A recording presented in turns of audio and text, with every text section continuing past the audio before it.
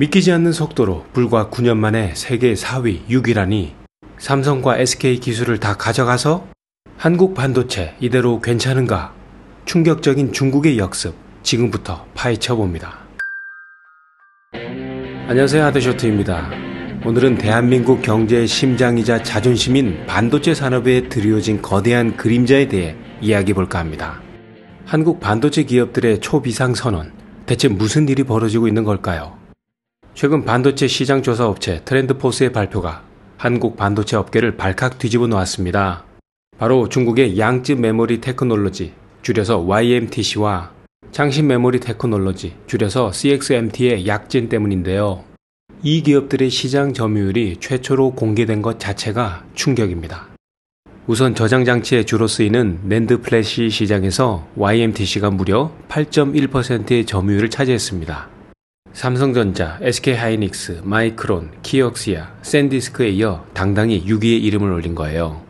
그리고 D램 시장에서는 중국의 CXMT가 4.1%의 점유율로 4위에 올랐습니다. 불과 9년밖에 안 된 신생기업들이 말이죠. 반도체 시장은 워낙 기술 장벽이 높고 자본 집약적인 분야라서 이렇게 빠르게 성장한다는 건 상상하기 힘든 일입니다. 반도체 업계에서는 이들의 등장을 레드 메모리의 공습이라고 부르는데요.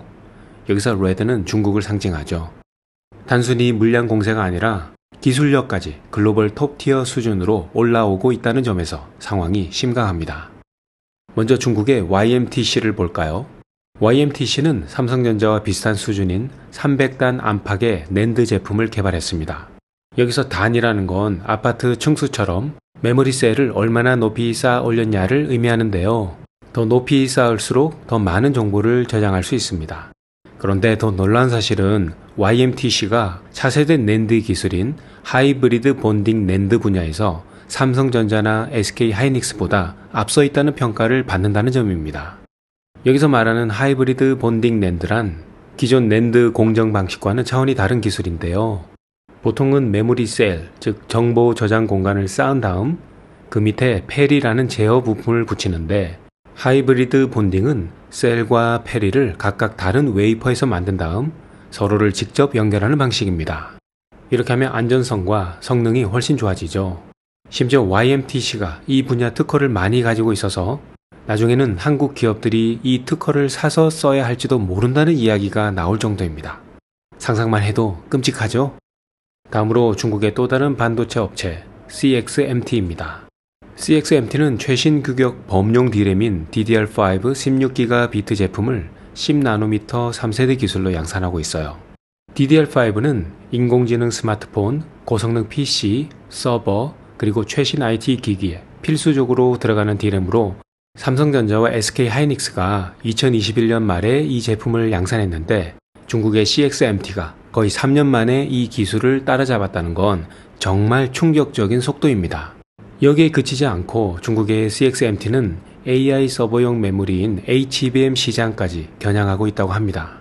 HBM, 즉 고대역폭 메모리는 일반 D램과는 달리 여러 개의 D램 칩을 수직으로 쌓아 올려 데이터 처리 속도를 극대화한 메모리입니다.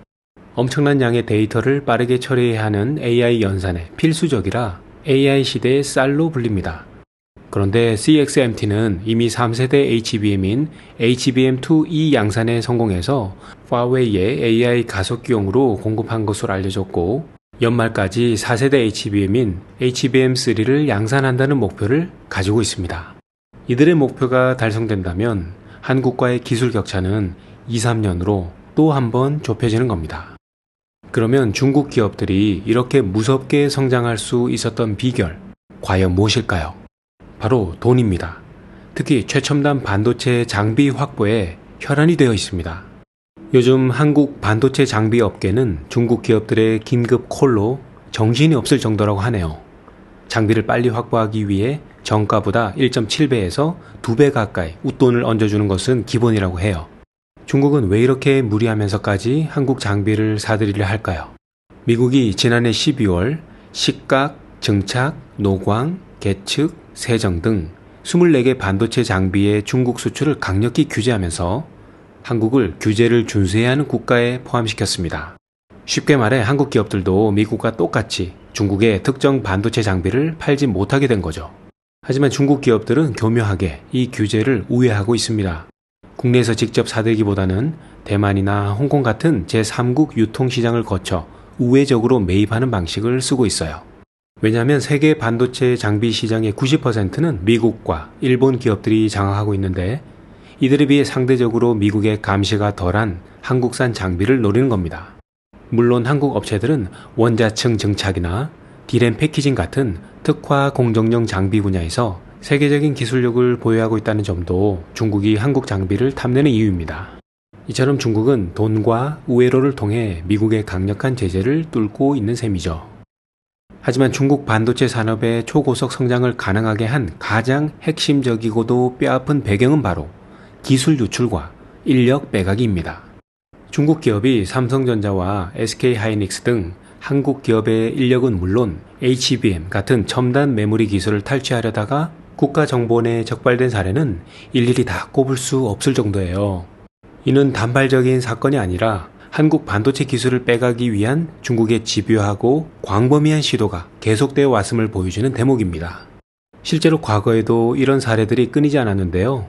2020년에는 국내 한 반도체 설비 협력사 직원들이 삼성전자의 낸드 플래시 기술을 중국으로 유출하려다 적발되기도 했고요. 2022년에는 삼성전자와 SK하이닉스 등에서 일하던 전직 직원들이 핵심 반도체 기술을 중국으로 빼돌리려다가 구속된 사례도 있었죠. 이런 사건들은 단순한 산업 스파이 활동을 넘어 국가 안보에까지 영향을 미치는 심각한 문제입니다. 이들은 보통 한국에서 고액 연봉을 받던 핵심 인력들인데 중국 기업들은 이들에게 몇 배 이상의 연봉과 주택, 자녀 교육 지원 등 상상을 초월하는 조건을 제시하며 유혹한다고 알려져 있습니다. 이처럼 기술 유출은 단순히 정보를 넘기는 것을 넘어 핵심 인력까지 통째로 빼가는 형태로 진화하고 있는 것입니다. 뿐만 아니라 해외에서도 중국의 기술 스파이 활동이 심화되고 있습니다. 최근 네덜란드 국방장관이 중국이 반도체 기술 스파이 활동을 늘리고 있다고 지적했는데요. 이는 세계적인 반도체 장비 회사인 ASML의 EUV 노광 장비 기술을 빼가려 시도한 것으로 분석됩니다.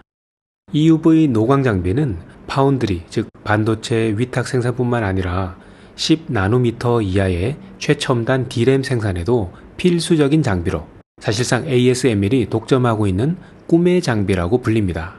이 기술까지 빼가려 했다는 것은 중국이 얼마나 핵심적인 기술을 노리고 있는지 적나라하게 보여주는 예시입니다. 이처럼 기술 및 인력 유출은 한국 반도체 산업의 경쟁력을 근본적으로 훼손하고 우리가 오랜 시간 막대한 투자와 노력으로 쌓아 올린 기술 초격차를 무너뜨리는 가장 치명적인 위협일 것입니다. 이런 상황 속에서 국내 전문가들도 중국 메모리의 공습에 대해 심각한 우려를 표하고 있습니다. 예를 들어 황철성 서울대 석좌 교수는 글로벌 D램 주도권이 10년 내 한국에서 중국으로 넘어갈 것이라고 경고했습니다. 이 경고는 단순히 위협이 아니라 현실이 될 수도 있다는 섬뜩한 메시지를 담고 있습니다.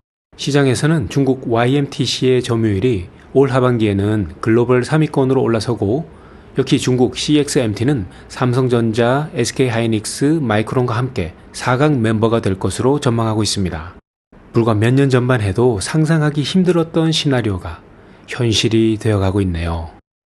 자, 그렇다면 이런 상황이 메모리 반도체 가격에는 어떤 영향을 미칠까요? 단기적으로는 중국 기업들의 공격적인 생산량 확대와 시장 점유율 상승은 경쟁 심화를 불러오고 이는 메모리 반도체 가격에 하방 압력으로 작용할 가능성이 크다고 봅니다. 특히 범용 D램이나 낸드 플래시 시장에서 치킨 게임이 다시 벌어질 수도 있고요. 장기적으로는 중국 기업들이 HBM과 같은 고부가 가치 첨단 제품 시장에서도 기술력을 확보하고 경쟁력을 갖추게 된다면 기존의 한국, 미국 중심의 시장 판도가 재편될 수 있습니다. 공급이 늘어나면 가격 경쟁이 심화될 수 있지만 동시에 AI 시장 성장 등 수요 증가 요인도 있어서 복합적인 흐름을 보일 것으로 생각됩니다.